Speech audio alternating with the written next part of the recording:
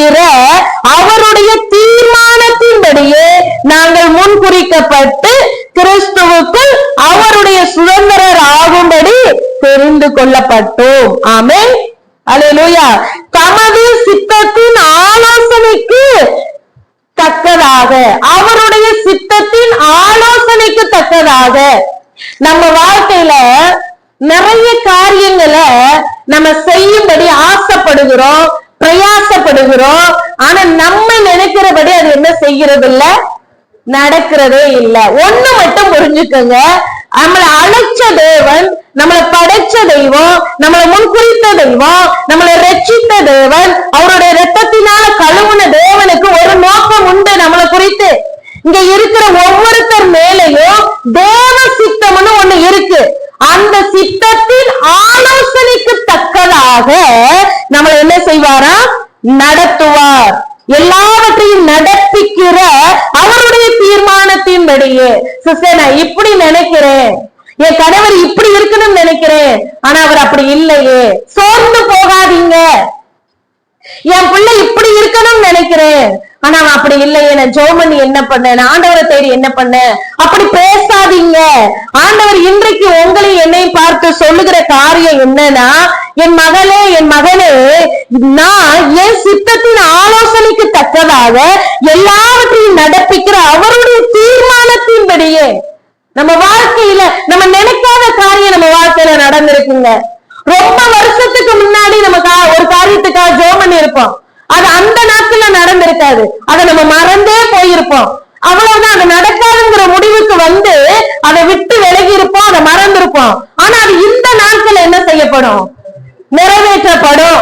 ஏன்னா அவருடைய சித்தம் இந்த நாட்கள்ல நிறைவேறுவதுதான். ஆமே, இந்த ரோட்டை கிராஸ் பண்ணி போகும் போதெல்லாம் என் இருதயத்துக்குள்ள ஒரு எண்ணம் வரும், பிரின்சிகா வீட்டுல ஒரு ஜெபம் நடந்தா நல்லா இருக்குமே, ஞாயிற்றுக்கிழமை ஆராதனை அவங்க வீட்டுல வச்சா நல்லா இருக்குமேன்னு பல முறை நான் இந்த வீட்டை கிராஸ் பண்ணும் போதெல்லாம் சிந்திச்சிருக்கேன்.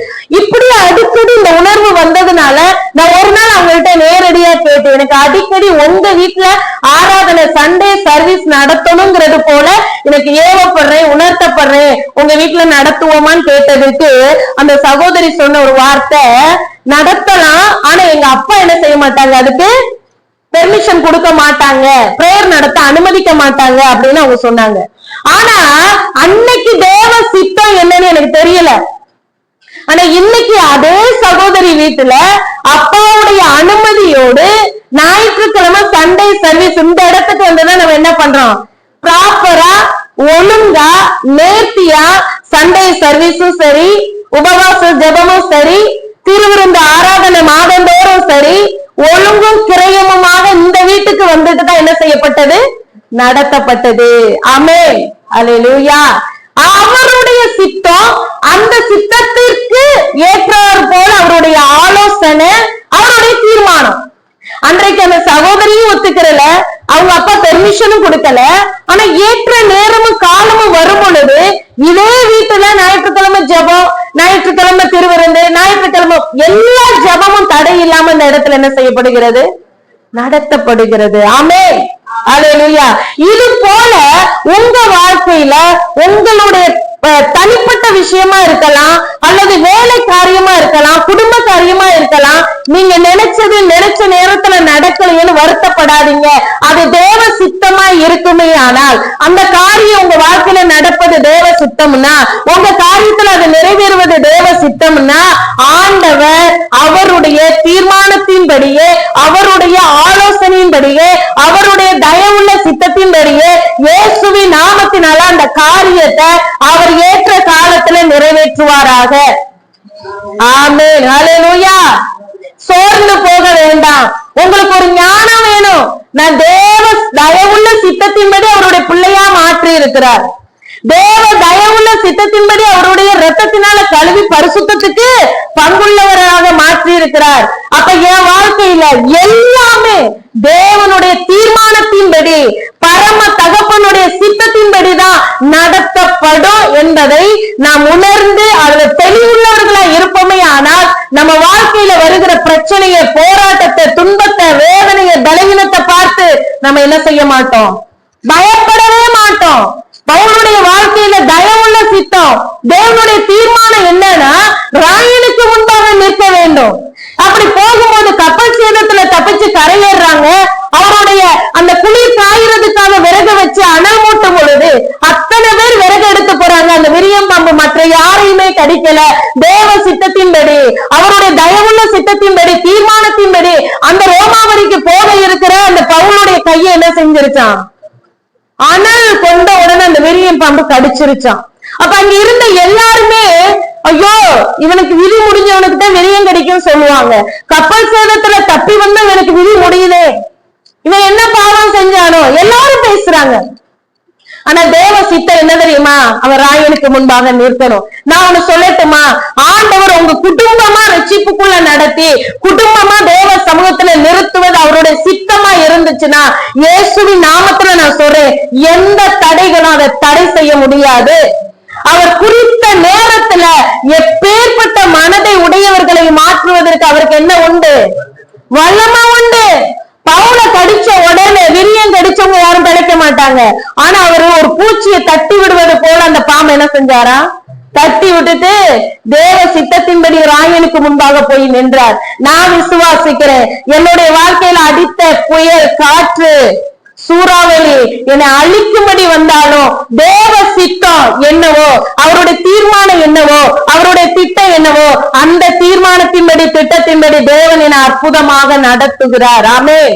நான் நீண்ட காலமா ஜெபிக்கிற ஜெபம் கேட்கப்படலேன்னு நிறைய பேர் பேசலாம், நினைக்கலாம், சிந்திக்கலாம். ஏன் அநேக நேரம் ஏன் மாம்சம் கூட அப்படி நினைச்சிருக்கலாம். ஆனா ஆண்டவர் சொல்லுகிற ஒரு காரியம் என்ன தெரியுமா? நான் உன்னை மறக்கல. எது உனக்கு நல்லதோ, எதை நான் உனக்கு தீர்மானிச்சிருக்கணும், எதை நான் கொடுக்க விரும்புறனோ அதை ஒருவராலும் தடை செய்ய முடியாது. யோசேப்புடைய வாழ்க்கையில தேவனுடைய திட்டம், தயவுள்ள சித்தம், அவருடைய தீர்மானம், அவருடைய ஆலோசனையின்படிதான் சொப்பனத்தை காமிச்சாரு.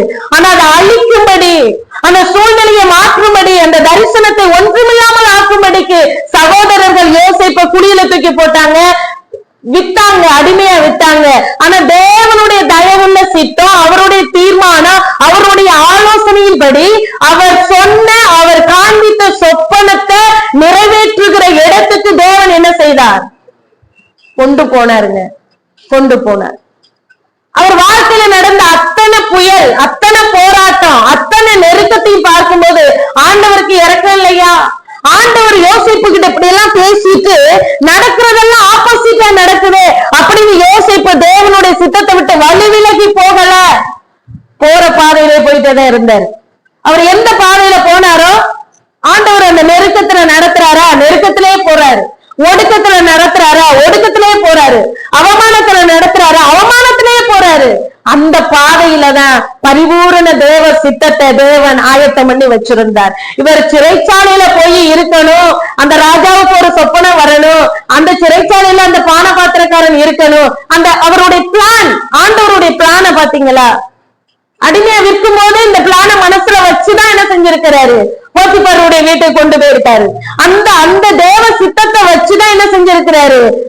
சிறைச்சாலைக்கு தேவன் அனுப்பி இருக்கிறாரு. ஏன்னா எங்க போனாலும் அந்த யோசிப்புடைய காரியத்தை வாசிச்சீங்கன்னா, யோசிப்போடு கர்த்தர் இருந்தார், ஆகையால் எல்லாவற்றிலும் அவன் தேறினவனாக, ஆசீர்வதிக்கப்பட்டவனாக, ஞானம் உள்ளவனாக இருந்தான். காரணம் தேவன் யோசிப்போடு கூட இருந்தார்.